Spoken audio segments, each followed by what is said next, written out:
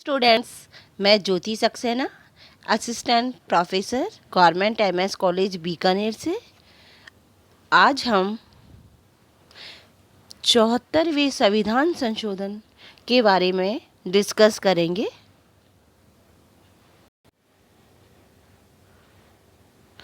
भारत में दो प्रकार के स्थानीय संस्थाएं हैं, ग्रामीण और शहरी।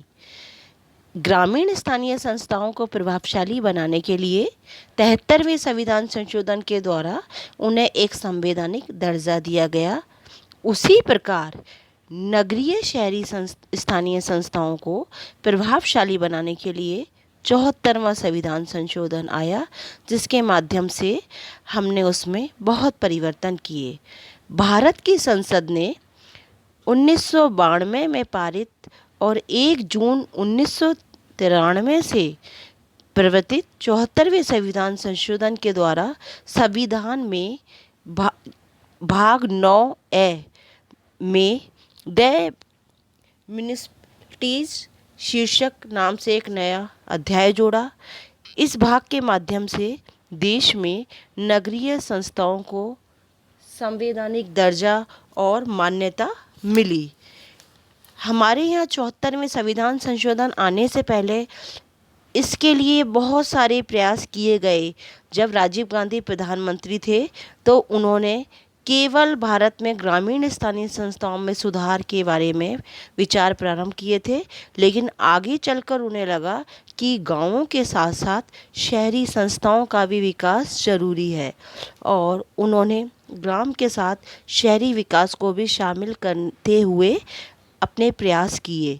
उनके प्रयासों को लोकसभा में तो सफलता मिल गई, लेकिन राज्यसभा में सफलता नहीं मिली। लेकिन उसके बाद जब पीवी नरसिम्हा राव प्रधानमंत्री बने तो उनके काल में नगरीय संस्थाओं में सुधार के लिए 74वां संविधान संशोधन पारित हुआ। 74वें संविधान संशोधन की कुछ विशेषताएं हैं। पहली विशेषता है, नगरीय संस्थाओं को संवैधानिक दर्जा मिला। 1993 से पहले नगरीय संस्थाओं को भारत में संवैधानिक दर्जा नहीं था। संविधान में यह विषय राज्य सूची में शामिल किया गया और राज्यों से ये उम्मीद की गई कि वो विधेयक पास करके इसके गठन, शक्ति और कार्यों को बताएंगे। इन्हें संवैधानिक दर्जा नहीं मिलने के कारण राज्यों ने इन संस्थाओं को प्रभावशाली बनाने की बजाय अपने राजनीतिक लाभ के लिए इनका प्रयोग शुरू किया।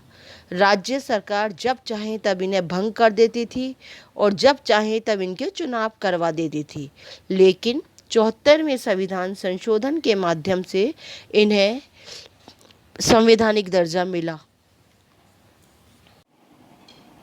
74वें संविधान संशोधन की दूसरी विशेषता है नगरीय स्थानीय संस्थाओं के प्रकार। 74वें संविधान संशोधन में नगरीय स्थानीय संस्थाओं को 3 भागों में बांटा गया था: नगर पंचायत, नगर परिषद और नगर निगम। नगर पंचायत ऐसे ग्रामीण क्षेत्रों में जो नगर बनने की संक्रमणकालीन प्रक्रिया से गुजर रहे थे, वहाँ पर नगर पंचायत के गठन का प्रावधान किया गया था। नगर परिषद छोटे छोटे नगरों में नगर परिषद के गठन के लिए कहा गया था। नगर निगम बड़े बड़े नगरों में नगर निगम के निर्माण का प्रावधान किया गया था। संविधान संशोधन ने कुछ चीज़ों के विषय में राज्य सरकार को छूट दे रखी थी, जैसे राज्यों के राज्यपाल किसी भी औद्योगिक क्षेत्र को इन निकायों के गठन से अलग रख सकते हैं।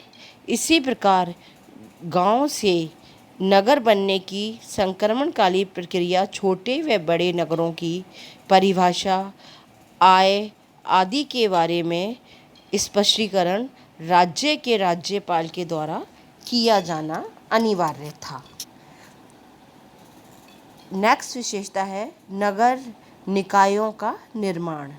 74वें संविधान संशोधन में ये कहा गया था कि हर नगर निकाय में उस क्षेत्र के मतदाताओं द्वारा प्रत्यक्ष चुनाव के माध्यम से वहाँ पदों को भरा जाएगा।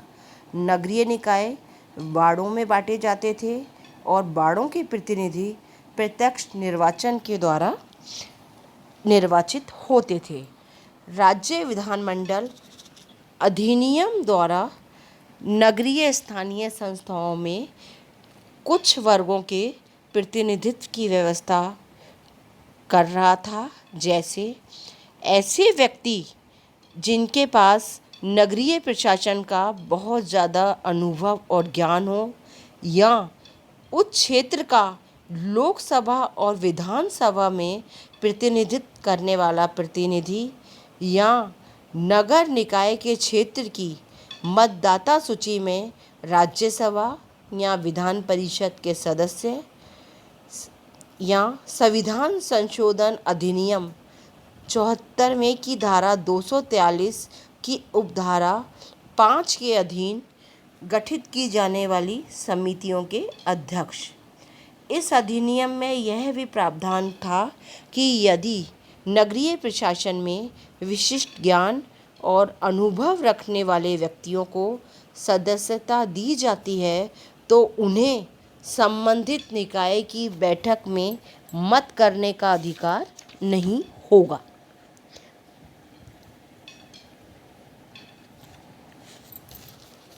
चौहत्तरवें संविधान संशोधन की नेक्स्ट विशेषता है वार्ड समितियों का गठन।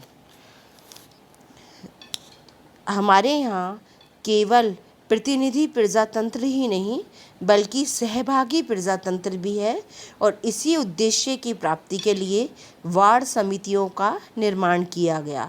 वार्ड समिति वहाँ बनती है जहाँ की जनसंख्या 3 लाख या इससे ज़्यादा है।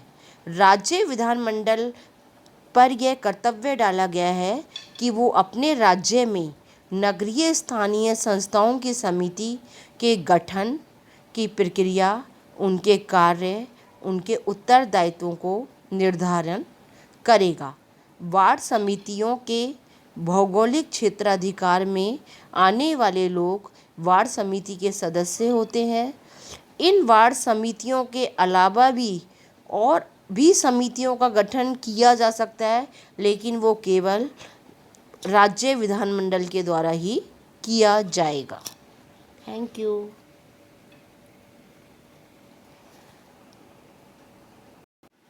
सॉरी स्टूडेंट, इसमें एक पॉइंट और है जिसे हम डिस्कस करते हैं, नगरीय संस्थाओं में आरक्षण की व्यवस्था। 74वें संविधान संशोधन ने नगरीय संस्थाओं में अनुसूचित जाति जनजाति के लिए आरक्षण की व्यवस्था की है, और ये आरक्षण इसलिए किया गया है कि हर कैटेगरी को निर्वाचित होने का अवसर मिले। पहले नगरीय स्थानीय संस्थाओं में केवल समाज के उच्च वर्ग के लोग ही चुनकर आते थे और सारे वर्गों को प्रतिनिधित्व नहीं मिल पाता था। इसलिए अनुसूचित जाति और अनुसूचित जनजाति के लोगों के लिए पद आरक्षित किए गए उस अनुपात में जिस अनुपात में उन जातियों की जनसंख्या वहाँ रहती है। आरक्षित सीटों का निर्धारण चक्रानुक्रम क्रम में किया जाता है। अनुसूचित जाति और जनजाति में जो भी सीट रिजर्व रहती है उसमें कम से कम 1/3 स्थान इस वर्ग की महिलाओं के लिए रिजर्व रहते हैं। पिछड़े वर्ग के लिए आरक्षण, पिछड़े वर्ग के लिए आरक्षण का प्रावधान राज्य विधानमंडल पर छोड़ दिया है।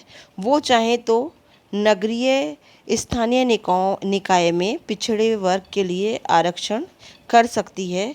राजस्थान में 1994 में पिछड़े वर्ग के लिए 15% रिजर्वेशन था, जिसे 1999 में 21% कर दिया गया है। अध्यक्ष और सभापति के लिए आरक्षण। नगरीय स्थानीय संस्थाओं के अध्यक्ष और सभापति के पद पर भी अनुसूचित जाति जनजाति और महिलाओं के लिए आरक्षण किया गया है। राज्य विधानमंडल को अधिनियम में यह प्रावधान करना होगा, अध्यक्ष और सभापति के कम से कम 1/3 पद महिलाओं के लिए रिजर्व किए जाएंगे। महिलाओं के लिए आरक्षण, हर नगरीय स्थानीय निकाय में 1/3 पद महिलाओं के लिए रिजर्व किए जाने अनिवार्य हैं, यानी सदस्य और अध्यक्ष पद पर 1/3 महिलाओं के आरक्षण के साथ साथ अनुसूचित जाति, अनुसूचित जनजाति के लिए आरक्षित पदों में से 1/3 पद महिलाओं के लिए आरक्षित किए जाएंगे।